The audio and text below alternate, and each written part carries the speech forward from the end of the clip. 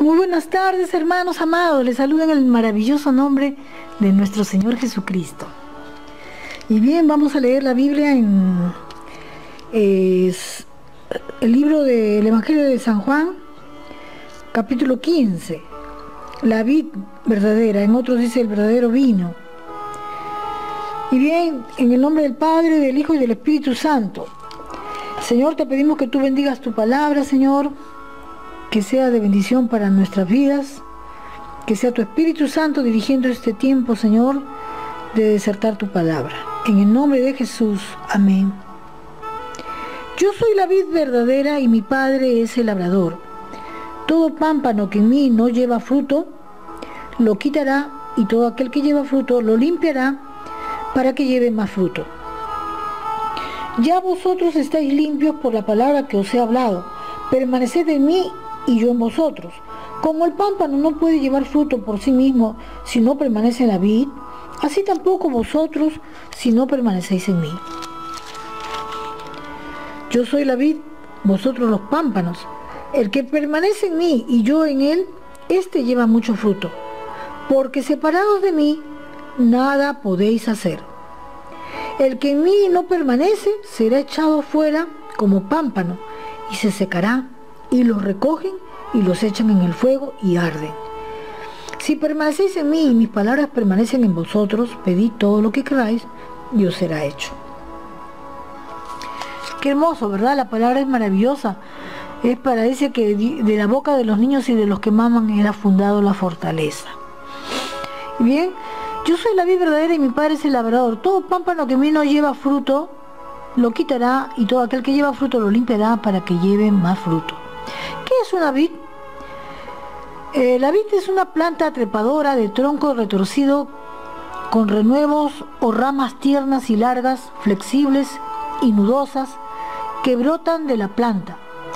Tiene hojas alternas, pecioladas, grandes y partidas en 5 lóbulos puntiagudos.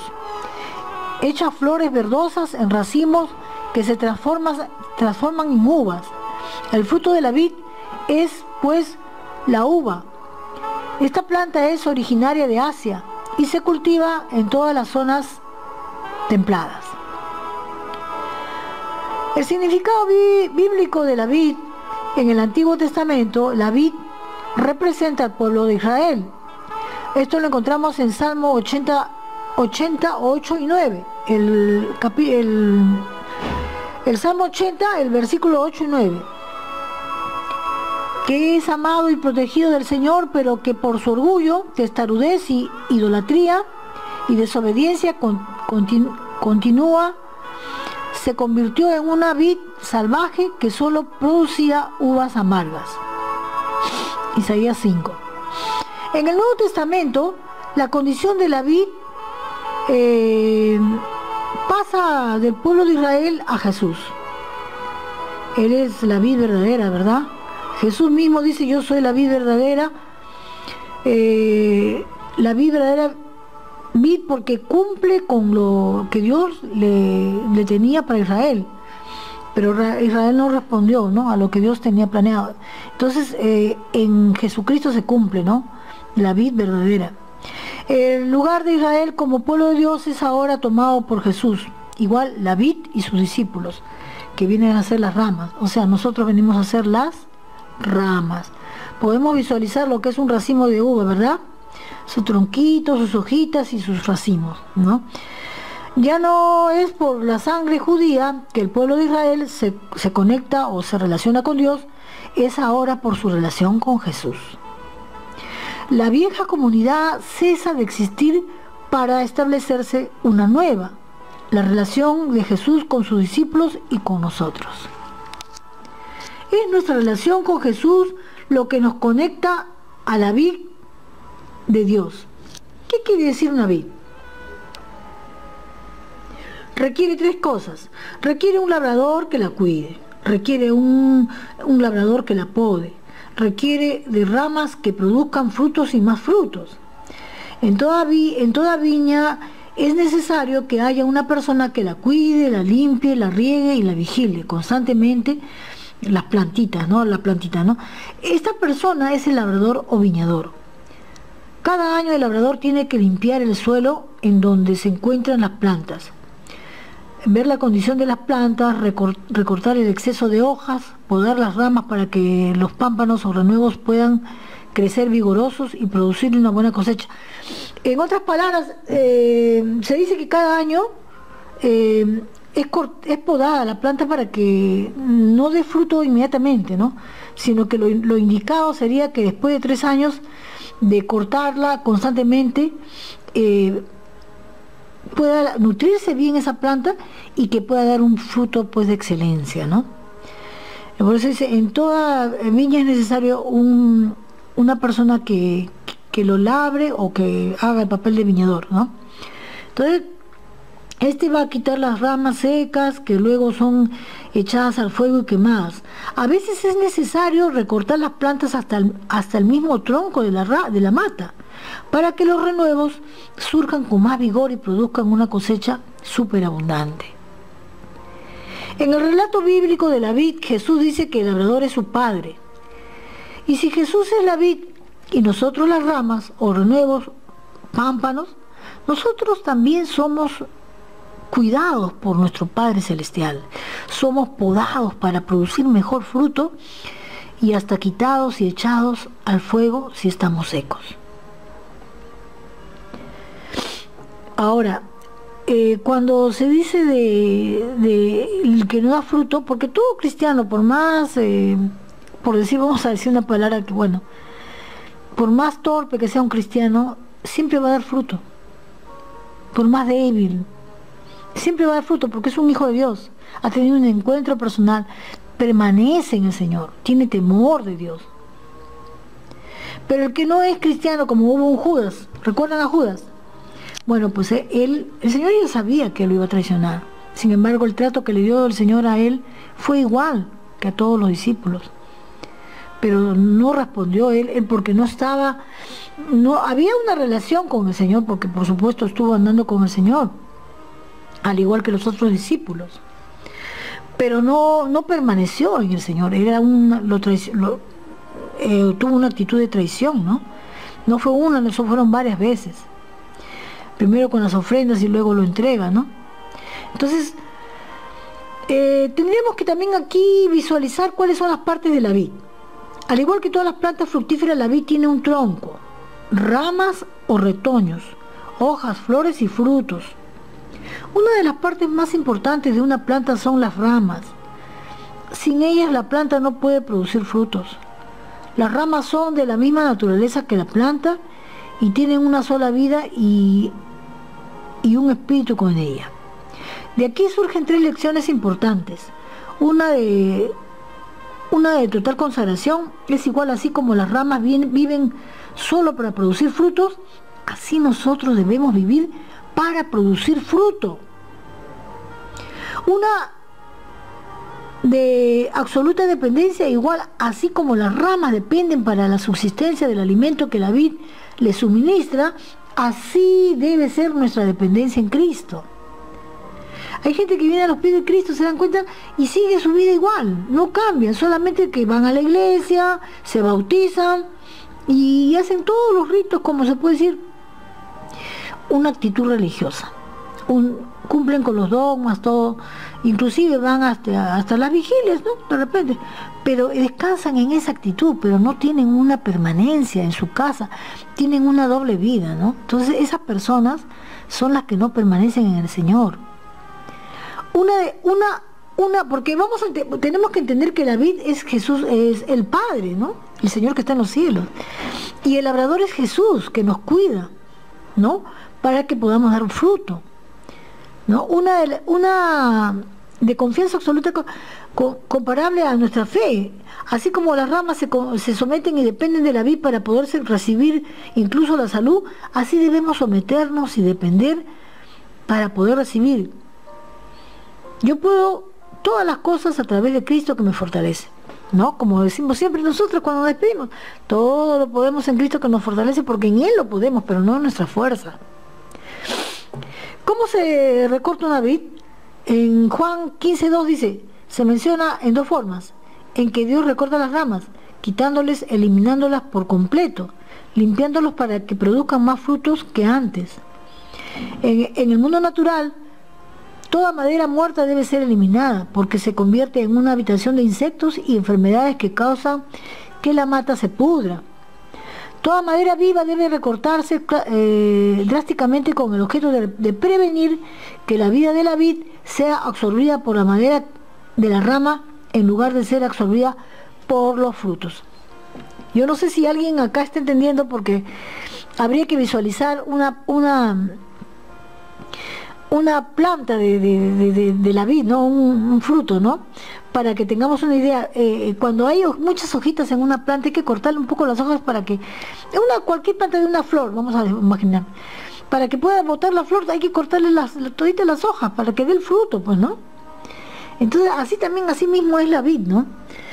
Toda madera viva, dice, debe ser recortada drásticamente con el objeto de que esa madera no se absorba el alimento, para que esa energía, ese alimento no se vaya a la madera, sino se vaya al fruto que tiene que dar.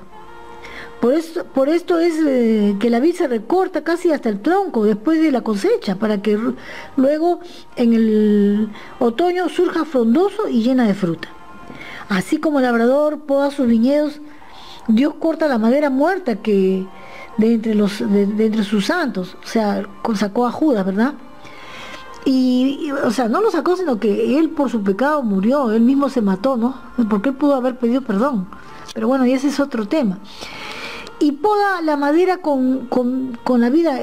Podemos visualizar a Pedro, ¿no? Pedro era un hombre imperfecto como cualquiera de nosotros, un hombre común y corriente. Sin embargo, Dios se perfeccionó con el cuidado y el amor que Dios le dio, y él dio mucho fruto. A veces el recorte es tan excesivo que los frutos es tan excesivo que parece injusto. Pero estos son los santos que, habiendo sufrido mucho, producen una mayor abundancia de frutos, pues la vida que sale de la vid para alimentar a la rama y a sus frutos va a producir una sobreabundante cosecha. Aquí nuevamente sería bueno recalcar que en el camino del cristiano va a tener que pasar también por la prueba, ¿no?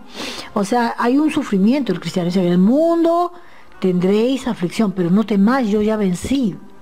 O sea, para poder conocer a nuestro Dios vamos a tener que pasar momentos muy duros. Y eso nadie lo puede evitar, porque somos seguidores de Cristo. Él padeció, siendo Dios mismo. Dice, se humilló hasta lo sumo. Y por lo que se humilló, aprendió a ser obediente, ¿no? O sea, nosotros no esperemos. Por eso que yo insisto, ¿no? Hay gente que predica, hay pastores que predican, varones que predican que ven a Cristo y todo se te va a solucionar tu problema, deja tu diezmo, deja tu ofrenda. Y el evangelio no es así. El evangelio también es parte, por supuesto, la bendición la tenemos diariamente. Pero también es bueno que la persona a la que se le evangeliza se le diga: mira, no es todo color de rosas. Lo que pasa es que Dios te va a capacitar para que tú puedas ver las cosas desde la óptica de Dios. Pero vas a tener pruebas, pero esas pruebas no las vas a pasar tú sola, sino que Dios va a estar contigo y Él te va a dar la salida, porque Dios no es un Dios injusto. Tampoco dice: la prueba no será más allá de lo que no podamos soportar. Pero sí tenemos que entender que en el dolor, en la prueba, en la adversidad, nosotros aprendemos a conocer a Dios. Las ramas secas se identifican con las personas que ya no viven en Cristo. A estas personas Dios las rechaza. Ejemplo de ello fue Judas Iscariote. Él andaba con Jesús, era uno de sus discípulos, pero sus frutos fueron malos. Las ramas vivas son aquellas personas que guardan y cuidan su relación con Cristo y a las cuales Dios les poda de sus vidas cualquier cosa que pueda desviar o estorbar el flujo vital de la vida de Cristo en sus vidas. Ejemplo, Pedro. O sea, el Señor está cortando todas aquellas cosas que no nos ayudan a caminar. Y eso duele, ¿no? Duele muchas veces. A veces nos va a sacar del camino personas que que uno dice, pero ¿por qué no? Pero bueno, es por el bien, ¿no? Por el bien de la persona. A veces nos van a pasar cosas que a veces no entendemos en el momento, pero es para nuestro bien. ¿Puede que algunas ramas de la misma vid produzcan frutos malos y otras ramas produzcan frutos buenos? Sí, puede suceder. En toda planta existen ramas que producen frutos malos, ejemplo Judas. Estos son los que el labrador rechaza y lanza al fuego. En cambio, las ramas vivas como Pedro son las que van a ser recortadas con el objeto de producir los mejores frutos. Hablando espiritualmente, el fruto es la cualidad del carácter cristiano que le trae gloria a Dios a través de su vida y de su testimonio. El fruto es todo lo que trae gloria a Dios. Fruto es todo lo que hacemos conforme a la voluntad de Cristo. Fruto es permitir que Cristo viva y se manifieste a través de uno. Pero para que esto funcione así, es necesario que estemos en Cristo y Él en nosotros, porque sin Él no podemos hacer nada, como dice Juan 15, 4, 5, ¿no? Hemos leído en antes. Yo soy la vid, vosotros los pámpanos. El que permanece en mí y yo en él, éste lleva mucho fruto, porque separados de mí nada podéis hacer. Nuestras iglesias están llenas de personas que piensan que porque creyeron están salvos del infierno, pero no se dan cuenta en su cerebro que es un requisito indispensable el estar en Cristo. Como decía hace un momento, ¿no? O sea, son religiosos solamente. Van, calman su conciencia, van los domingos y dan su ofrenda, su diezmo, pero no tienen una vida que hable de Cristo. Otros ahogan la palabra por motivos de los afanes de la vida o por su prosperidad y abandonan el seguir a Cristo. Otros es porque su religión o su fe está puesta en la sabiduría de los hombres y no en el poder de Dios. Estos son los que cuando los problemas, las tentaciones o las persecuciones vienen, se retiran porque no estaban anclados en Cristo. Nosotros debemos echar raíces en Cristo, ser alimentados por el Espíritu Santo de Dios, para darle la primicia al Señor de nuestras obras y la obra y la gloria a Jesús. En Mateo 13:23, cuando habla de los terrenos en donde cayó la semilla, dice: la que fue sembrada en buena tierra, esta es la que oye y entiende la palabra y da fruto. Proverbios 11:30 dice: el fruto del justo es árbol de vida. En Mateo 7:20 dice: por sus frutos los conoceréis.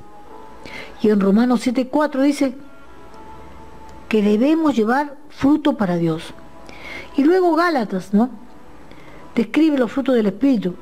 Si el fruto es la cualidad del carácter cristiano que le trae gloria a Dios a través de su vida y de su testimonio, y su fruto es todo lo que hacemos conforme a la voluntad de Cristo, y si su fruto es permitir que Cristo viva y se manifieste a través de uno, entonces yo soy una rama viva. Qué tremendo, ¿verdad? ¿Y cómo podría yo distinguir entonces entre los que llevan una vida llena del Espíritu, o sea, ramas vivas, y los que no, las ramas secas vendrían a ser, ¿no?, los que no? La Biblia nos dice que hay 3 clases de personas. El hombre natural es el que no ha recibido a Cristo, pues de él no se trata, ¿no? De él no entra aquí.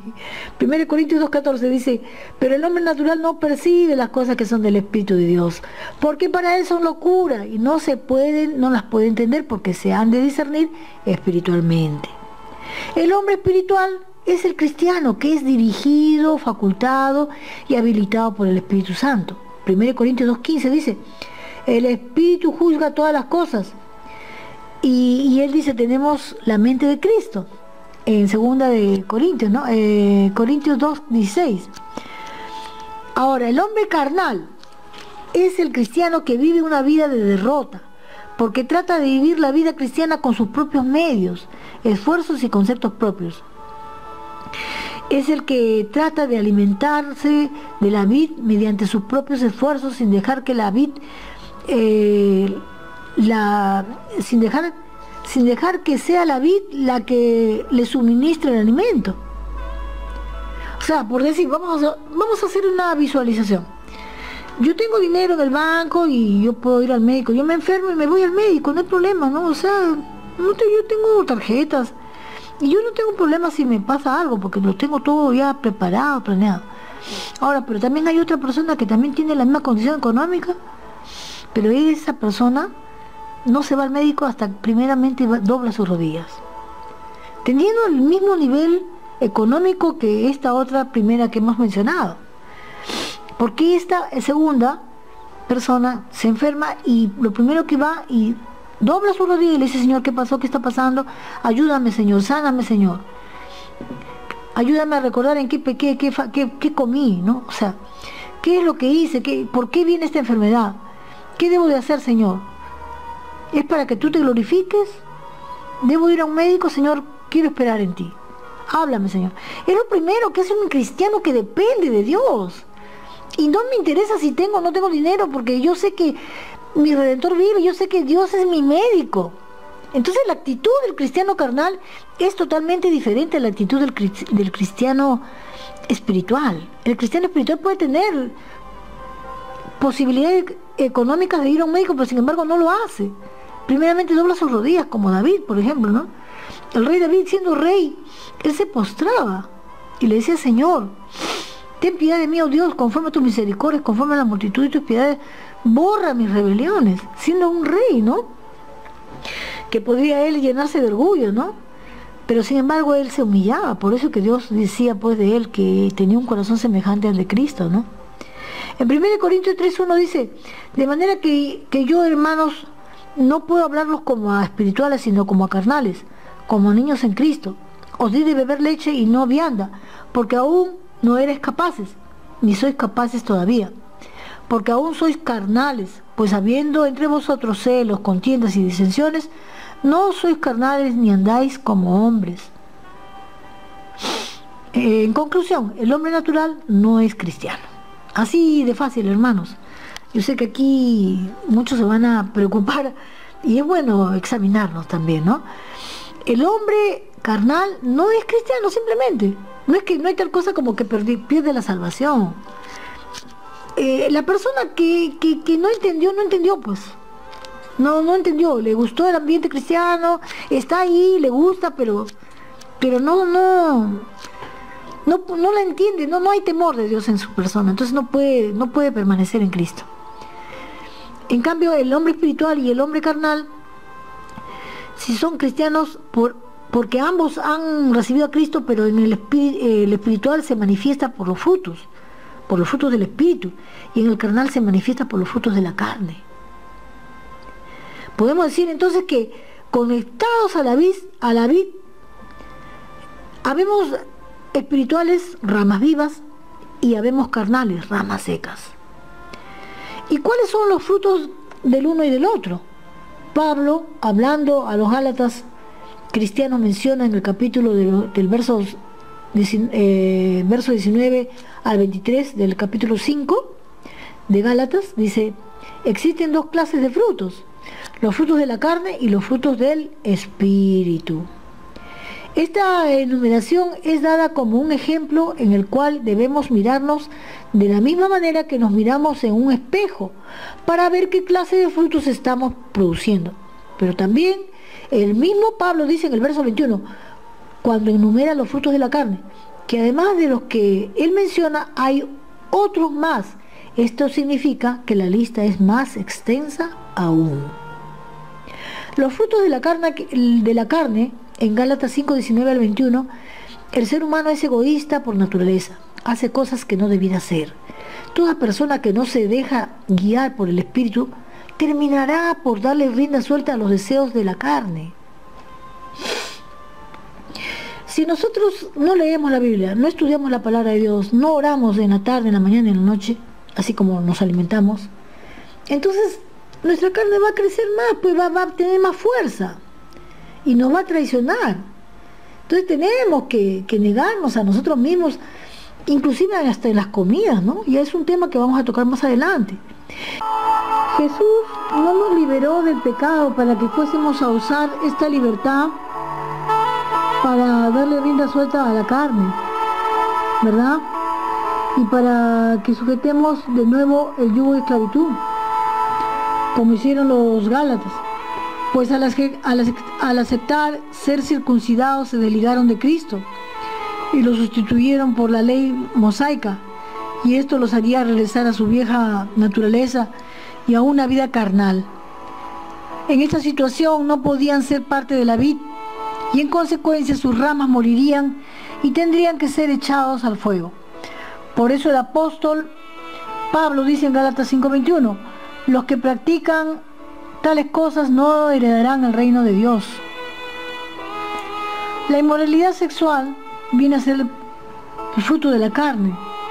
La inmoralidad sexual, la codicia, la inmoralidad, relaciones sexuales inmorales, la pornografía en todas sus formas, la impureza, pecados sexuales, hechos y vicios, incluyendo los pensamientos y deseos del corazón, corrupción, sensualidad, dar rienda suelta a las pasiones y a los deseos al punto de no tener vergüenza o decadencia pública. El cuarto vendría a ser la idolatría, la adoración de espíritus, personas o imágenes, confiar en cualquier persona, institución o cosa que tenga igual o mayor autoridad que Dios y su palabra.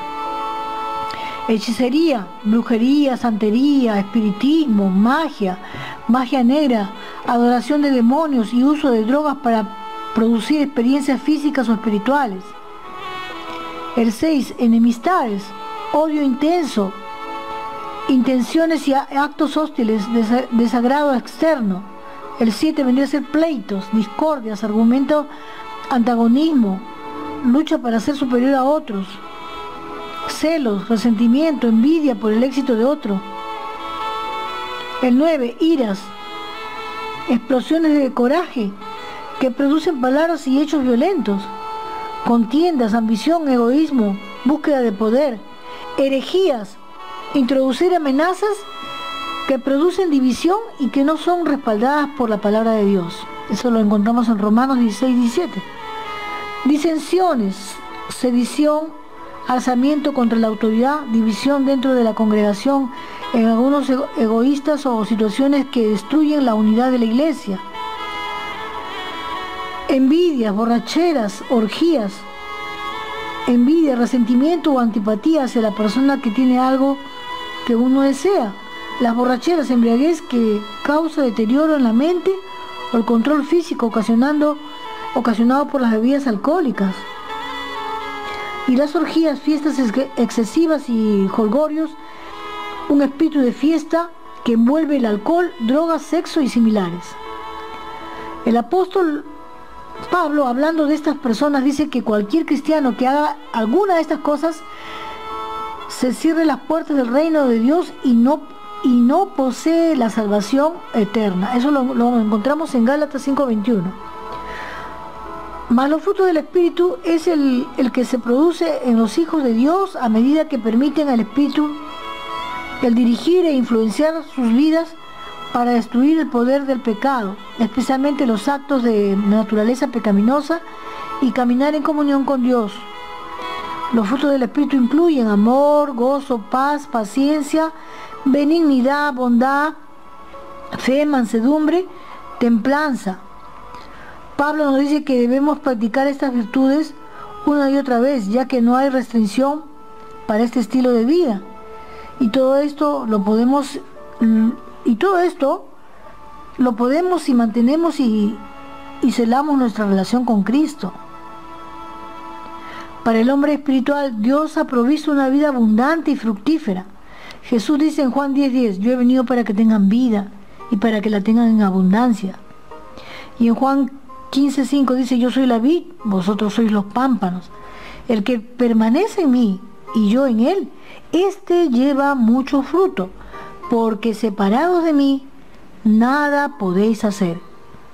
Y dice también en Hechos 1:8, pero recibiréis poder cuando haya venido sobre vosotros el Espíritu Santo, y me seréis testigos en Jerusalén, en toda Judea, en Samaria y hasta lo último de la tierra. ¿Cómo te miras, amigo, amiga que estás escuchando? Hermano, ¿eres madera pura o eres madera viva? ¿Eres madera muerta o eres madera viva? ¿Eres madera seca o eres madera viva?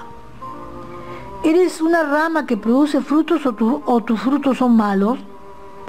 ¿Cuáles son tus frutos? ¿Somos testigos de Jesús? ¿Estamos andando conforme Jesús anduvo? ¿Permanecemos en Cristo? La respuesta te lo dirás tú mismo en tu corazón y en tu conciencia. Te responderán. Si te rindes y aceptas oírlos, podrás evaluarte. Y el Señor podrá levantarte. Que Dios me los bendiga y será hasta el próximo video.